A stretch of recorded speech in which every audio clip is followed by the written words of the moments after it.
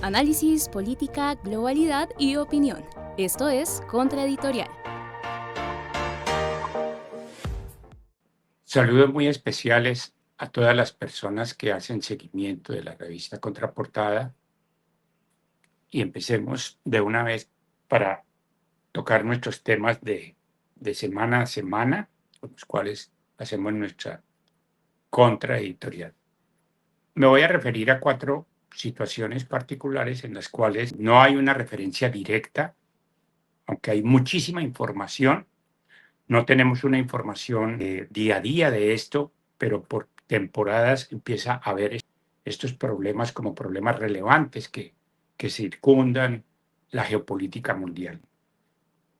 El primero es la nueva discusión que hay en torno a las amenazas entre Rusia y Estados Unidos de la posibilidad de ataques atómicos. Esto es una noticia que ha estado circulando el ambiente con el que se plantean los diálogos de paz, con los cuales se quiere ir al próximo encuentro entre Putin y Trump.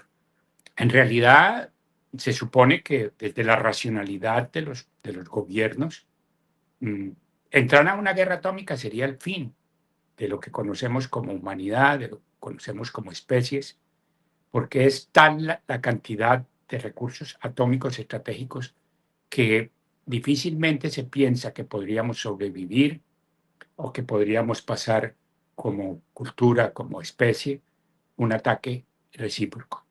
Este es el modelo de guerra, el modelo grande de la guerra que se llama, en el cual no hay ganador ni perdedor. Tanto pierde el que ataca como pierde el que se defiende, porque esto va a ser un ataque recíproco masivo. Dejémoslo como que la guerra atómica para la humanidad va a ser una guerra de observación, va a ser una guerra de amenazas, donde recíprocamente, como los pavos reales, cada cual se pavonea de lo que tiene, y esta vez las plumas del pavo real son bombas que pueden producir soles gigantescos de liquidación, de agotamiento, de exterminio. Sería el máximo terror ver el fin de la evolución, el fin de las especies de esta manera. Viven hablándose de estas cosas cada vez que hay como que se inauguran tiempos nuevos, ¿no? Entonces, estamos en una Segunda Guerra Fría, pero esta Guerra Fría viene acompañada de la racionalidad de que el uso atómico no es realmente lo más conveniente para la humanidad. Quedamos entonces en que los países grandes se atacan a través de otros países y esto es lo que llamamos la tercerización de la guerra. Esa tercerización de la guerra hoy en Ucrania toma la forma de un diálogo donde Ucrania no es la invitada, por eso la tercerización es el mejor ejemplo de que es una guerra tercerizada, y los que discuten son los dueños del balón. Los dueños del balón son Trump y Putin y se van a reunir en Alaska. Ojalá sea para encontrar un camino de solución, lo que yo realmente más adelante les quiero presentar. ¿Por qué es difícil una paz estratégica y no una tregua simplemente? El segundo elemento con el cual nosotros venimos siendo amenazados como exterminio, otro terror que nos surge y que realmente, menos mal que a veces no entramos en una conciencia plena de lo que pueden implicar estas cosas. Y por ejemplo, de las bombas atómicas aprendimos con Hiroshima y Nagasaki que se puede hacer un exterminio gigantesco en segundos. Imagínense hoy con la proporción de lo que hay. Eso sería, bueno, eso es un apocalipsis. Pero hay otro elemento que se creó, la humanidad ha creado a través de la ciencia la bomba atómica, pero como sociedad industrial, provocó lo que hoy es el calentamiento global.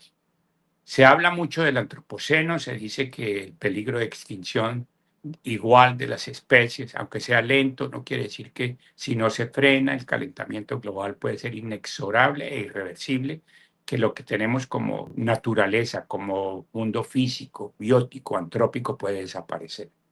Entonces, esto que produjo la sociedad industrial, porque no es el antropoceno producido por la humanidad, eso tan en abstracto no es. Cuando los científicos le han hecho seguimiento al por qué la concentración de CO2 en el aire, que es el que trae el calentamiento, pues eso se produce cuando se produce la revolución industrial que es la que va a generar el gran avance de las fuerzas productivas del capitalismo. ¿Por qué? Porque estas fuerzas productivas emplean como fuente energética materiales fósiles, energías fósiles, que son el petróleo y el gas, que son grandes contaminantes y que son de uso no solamente intensivo, es que realmente si hay algo que se use extensiva y en todo lado, el gas, petróleo y adicionémosle el carbón. Carbón que además viene siendo en la situación colombiana motivo de discusión porque Petro ha dicho ni una tonelada más para Israel mientras no cese el genocidio que está cometiendo. Entonces, lo que se plantea es que el CO2 puede traer también la desaparición de las especies, puede provocar de manera irreversible que el planeta entre en una situación que rompa con esto de los 12.000 años de estabilidad que hemos tenido de medio ambiente saludable para la vida, pues con fenómenos como los terremotos, incendios forestales, los tifones o los huracanes. Hay muchos fenómenos de lo que se llama el cisne verde, que puede provocar situaciones parciales en algunos territorios, pero no extinciones masivas, aunque ya hay extinción de especies masivas por el calentamiento global. Lo que pasa es que a nuestro alrededor, pues seguimos viendo gaticos, pajaritos, lagartos, pero hay muchas especies en extinción. Yo diría que la economía política y la guerra han traído dos amenazas grandísimas sobre la humanidad: las bombas atómicas y el calentamiento global por el uso de gas, carbón y petróleo. Pero otra forma cultural, si se quiere, y de las sociedades que se ven como las sociedades privilegiadas, que se ven como las sociedades que se lo merecen todo, las más blanquitas, porque esencialmente son visiones racistas, raciales.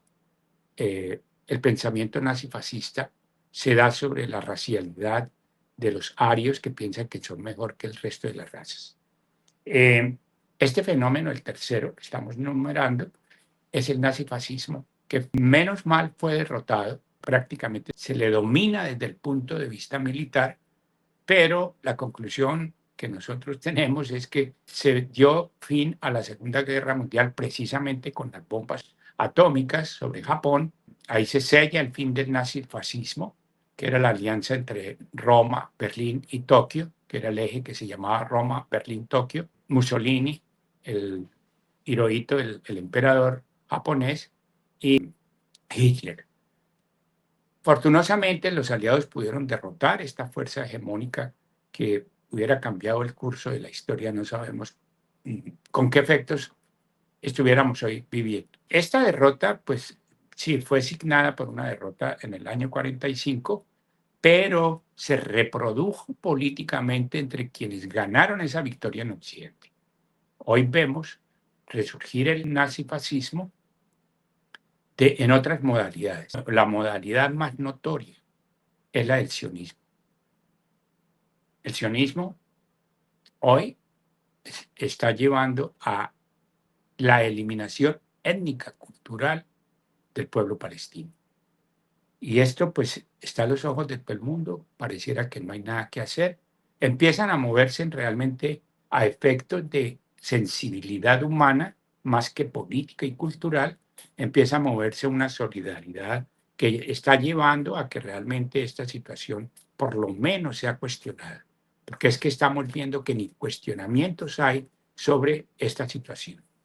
Entonces tenemos una tercera fenómeno, cultural, digo yo cultural, y también de estados que se han comprometido a llevar el terror a sus máximas y últimas consecuencias. Pero hay una cuarta situación que es básicamente las pandemias. Las pandemias son algo que nos mostró el COVID-19, pueden ser letales, pueden ser arrasar con la cultura humana. El COVID-19, aunque fue masiva, global, extensiva, no fue tan letal como pudiera haber sido si hubiera sido un virus que mucha gente no lo padeció ni lo sufrió. O sea, tuvieron COVID, pero no murieron de COVID. y con una cepa que se fue debilitando poco a poco y que hoy da como una gripa fuerte. Pero hay amenazas de otras. Los científicos calculan que pueden haber nuevas pandemias. Bueno, esto para hablar de que la humanidad vive de los holocaustos o del terror o vive del asedio de fuerzas no solo naturales, sino culturales y desde la política y la economía, súmele a eso la guerra. Entonces no es un panorama como tan optimista, pero hay fuerzas que están batallando contra todo esto. Y realmente lo que estamos viendo es que un cambio grande de época está tratando de salir de esa barbarie, de eso que no queda atrás, para poder presentar unas sociedades de nuevo tipo, unas sociedades que presenten otros tipos de retos, que no sean los de vencer la guerra, que no sean los de vencer regímenes o desarrollos de capital que empobrecen, y no solo empobrecen, sino agotan el planeta, fuentes energéticas que realmente son dañinísimas, y también ese ejercicio del hombre de de consumirse el planeta. O sea, todo lo que vemos que tenga pluma, que tenga escamas, que tenga piel, que nade, que respire, todo eso es comestible. Estamos llevando al planeta a la extinción vía consumo. Estamos agotando las maderas, los bosques, estamos corriendo los bordes de nuestros propios seres bióticos que nos dan supervivencia. Bueno, yo dejo esto ahí porque quisiera que estos temas también fueran puestos en cuestión y no simplemente hiciéramos evaluaciones de lo que está pasando al momento, pero vamos a referirnos a lo que pasa en el momento. El momento pasa porque Putin y, y Trump se ponen de acuerdo para hablar en Alaska. A ver si se encuentra una fórmula que saque a Rusia y a Ucrania de este conflicto, que es un conflicto que puede ser de larguísima duración, y pareciera como que la apuesta es durar hasta que la guerra agote a Rusia. Pero es que se agotan dos países de manera innecesaria. Bueno, innecesaria para quienes somos los mirones del mundo, porque para la geopolítica sí son importantes. O sea, esto es para que entendamos que hay pensamientos estratégicos en lo político y lo político militar que van más allá de las posibilidades de que cualquier ser humano pueda tener más allá de buenas intenciones poder influir. Estos son problemas de las geopolíticas de los estados y, y de las alianzas de estos estados, de sus dominios hegemónicos, y que son los que están permeando la posibilidad de que haya guerra, de que haya amenazas y de que este terror que hay se pueda volver dominio sobre regiones enteras, y se llama esto las áreas de influencia. Esta discusión entre Putin y Trump tiene varios inconvenientes, por eso hablamos de que esta paz es una paz que va a pender de muchísimos hilos, uno más débil que el otro, y cualquiera de estos puede hacer que la situación caiga y recaiga en vientos de guerra más que en vientos de paz. Uno de ellos es cómo va a quedar el dominio territorial sobre Ucrania. ¿Quiénes van a repartirse el territorio llamado Ucrania? Una cosa es un Zelensky todavía, como dicen las abuelas, dando lora con su cuento de que el nacionalismo de él tenga la posibilidad siquiera meridiana de sostenerse. Yo creo que sostener una guerra sin condiciones no conduce a nada para el pueblo ucraniano. Pero este territorio tiene la idea de que Europa quiere entrar. Europa quiere entrar y tomar posición político, militar y económica. Trump no los quiere ahí. ¿Por qué? Porque la tajada se reduce. ¿Quién menos los quiere es Putin? Putin no va a permitir que una sola aguja de la OTAN quede como factor de inestabilidad militar para la Federación Rusa. Entonces, fíjense que el dominio de ese territorio está en cuestión. Tanto que se plantea que lo posible es que, si no se hace un acuerdo rápido, Rusia quede en la urgencia de tomar todo el territorio ucraniano. Por lo menos Odessa es una cosa fundamental que quede con ellos. ¿Cómo va a ser el desarme de Ucrania? ¿Se va a desarmar realmente toda Ucrania? Porque lo más estratégico de una guerra es desarmar al enemigo como factor estratégico de ganar. Si no se desarma, pues tengo todavía la posibilidad, si soy uno de los combatientes o soy una de las partes en duelo, de que si el otro tiene un arma todavía me pueda atacar. Este es un principio elemental de la guerra. Desarmar al enemigo es un factor fundamental en las ofensivas defensivas, en las disimetrías estratégicas y básicamente en las correlaciones de fuerza. Si hay una fuerza armada, ¿cuál fuerza armada va a quedar? Porque Rusia no va a permitir ninguna y esto, insistamos en eso. Está el problema de las sanciones que hay de Occidente y en particular de Estados Unidos sobre Rusia. Se van a levantar, están negociables, eso entra dentro del paquete del cese al fuego. Mire que hay más preguntas que respuestas a este momento. Quizá cuando se reúnan y empiece el desarrollo de esto vamos a conocer más, pero los invito a que lean bajo este espectro qué es lo que puede venir. Hay la idea de que Rusia quiere, aunque no lo diga, reincorporarse al mercado mundial, pero por lo menos al europeo. Europa necesita indudablemente una fuente energética y la más barata y la más próxima es Rusia, que le provee gas y petróleo. Carbón se lo provee otras gentes, pero básicamente su fuente energética y para Alemania en particular es supremamente clave e importante esto. Entonces, ¿cómo es que se plantea la eliminación de sanciones y de otra, la reincorporación, eso sí, a un nuevo modelo económico? Porque lo que se está definiendo con todo esto es los territorios, las regiones y las áreas de influencia de Occidente y en manos de Estados Unidos y de Rusia, que quiere tomar dominio de sus espacios inmediatos, por lo menos de Ucrania. Entonces, estas redefiniciones que son redefiniciones de época, desde el año 45 no veíamos una redefinición como esta. Entonces, tomen en cuenta lo importante que se está jugando, y es que regiones enteras pueden quedar de uno u otro lado del área de influencia. Hay una cosa flotando entre estos conflictos que se llaman los BRICS. BRICS que están más sumados hacia las nuevas tripolaridades del poder, están más inclinadas hacia Rusia y China que hacia Occidente y en particular hacia Estados Unidos y Europa. Fíjense que los BRICS sí son un elemento que, aunque no son una alianza de tipo militar o política, es una alianza económica que puede desestabilizar las correlaciones de fuerzas de las áreas de influencia. ¿Cómo va a quedar esto, la paz, OTAN y Eurasia? Porque eso incluye a China.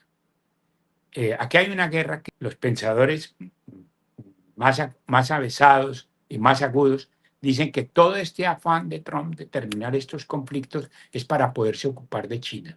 Y muy probablemente después venga por el patio trasero a redefinir eso. Aunque ya empieza a haber movimientos en torno a eso. 50 millones de dólares dan por la detención o cabeza de Maduro.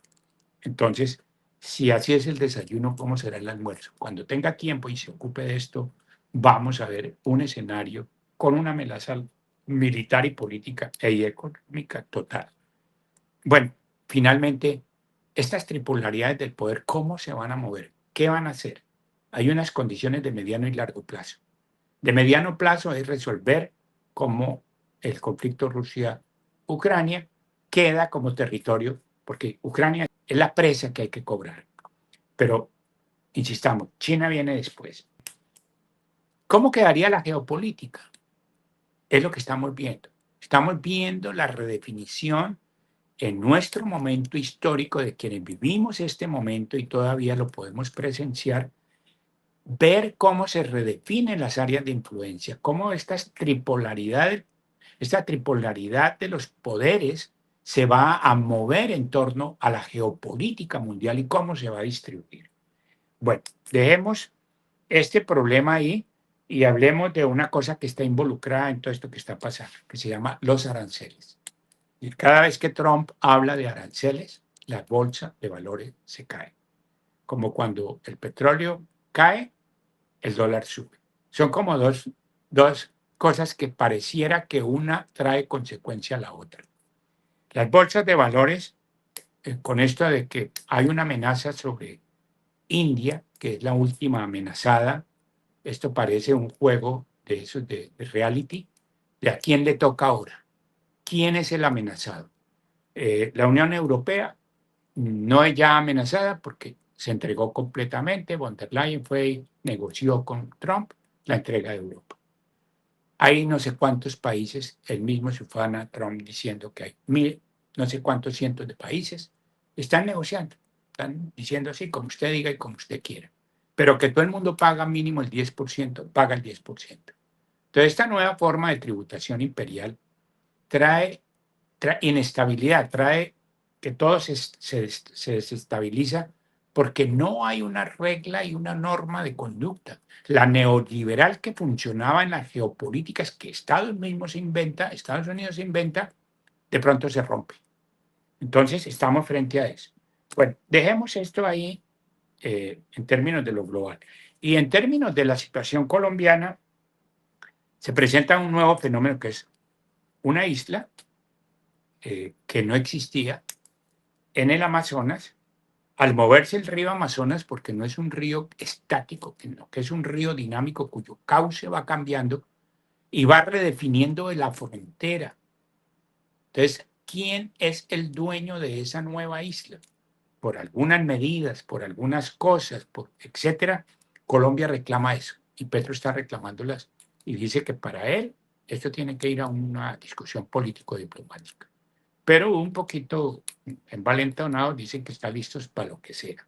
O sea, plantearse un nuevo conflicto con Perú, nos parece que eso sería una cosa absolutamente provocadora, que no estamos diciendo que vaya a ocurrir, pero puede ocurrir en que en un momento determinado Perú entre en un proceso de militarizar el conflicto. Yo no creo que a Colombia le sirva ir a militarizar este conflicto, para nada, absolutamente para nada. Por factores geopolíticos, porque Trump no es precisamente una persona que tenga a buen recaudo la voluntad de Trump y de los Estados Unidos, que en un momento determinado, si esto origina una guerra para desbaratar o para tumbar un régimen, un gobierno como el de Petro, pues lo hacen. No creo que esta es una cábala que se ha hecho, no la veo que sea como ya mismo planteada, pero ¿y por qué no? Si todo es posible en la geopolítica. Otra cosa es el balance que hace Petro. Las cuentas las hacen muchos pensadores sobre economía. Él mismo hizo un inventario en sus distintas alocuciones y los analistas coinciden en que sí, la economía va súper bien, que la economía macro y micro, salvo cositas aquí, cositas allá, es una economía que se puede contar y se puede hablar y se puede presentar. Es presentable en sociedad. ¿Qué quiere decir esto? Que es un resultado positivo cuando todo lo que hubo fue eh, aves de mal agüero que predestinaban una desgracia para el país con la llegada de Petro. El país político empieza a moverse, a decantarse hacia consultas, empiezan a haber las discusiones propias de este periodo que va a haber, que son los grandes debates, que no son muy grandes que digamos, ideas por parte de la derecha no es que tengamos muchas, la izquierda tiene que presentar mucho más consistencias. De todas maneras, Petro en sus realizaciones, con todo y lo controvertido y con todo lo que tengamos críticas hacia él y su gobierno, deja la vara muy alta para la izquierda y para la derecha. O sea, es un cambio que sí ha traído cambio. Que esto tenga la favorabilidad del 100%, no, ningún gobierno. Uribe en su mejor momento tuvo el 80%, pero por inercia se fue rompiendo su propia popularidad. Y hoy, Uribe, ya que lo mencionamos, está en cárcel, por cárcel. ¿Esto puede revertirse? Sí, porque hay tribunales que van a venir a reevaluar o a confirmar la sentencia que se dio sobre él. Entonces, dejemos anotado que hay una discusión, ya empieza a haber la discusión del balance del gobierno de Petro. Le queda un año que va a ser difícil, problemático, donde va a tener que volcarse a las realizaciones. Ha tratado de crear condiciones para poder terminar bien su mandato, pero la sola implementación de las reformas que logró pueden llevarlo a tener muy buenos resultados. Algunos optimistas hablan del 40-45% de favorabilidad, de pronto puede llegar al 55 o 60% de favorabilidad.